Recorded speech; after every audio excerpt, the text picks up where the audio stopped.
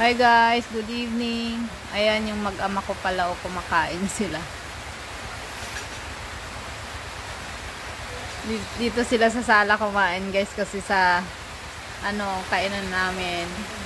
Mutulo. Natulo. Mutulo kami dito sa terrace. Welcome po sa aming mansion guys.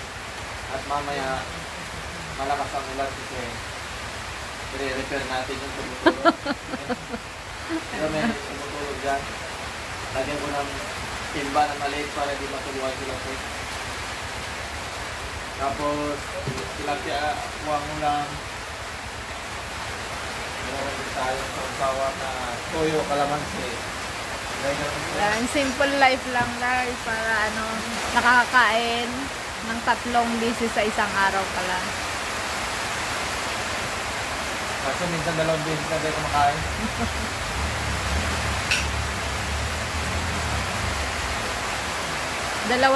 Dalawa lang kasi silang kumain. Si Lucas kasi gutom na daw siya kasi kanina. Alam niyo naman guys, pag maulan, 'di ba? Mabilis tayo magutom. Ayun pala siya. Nagmi-makeup. Nahuli. Ala, nagmi-makeup siya. Huwag daw guys. Nahuli. Guys, ingat kayong lahat ha, kasi malakas. Wala na yung bagyong Nando, no? Lumabas na, pero kabagat na to, saka may pasunod sa bagyo. Yung upong. Lakas yung malakas ulan dito sa amin. Pero mag-stay na lang tayo dito sa mga bahay natin.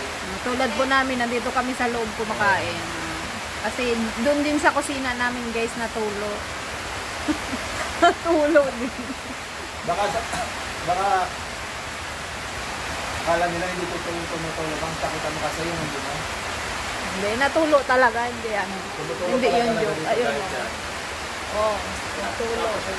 May mga itim-itim guys. Kasi naglagay ako dati ng wallpaper. Kaso tinanggal ko.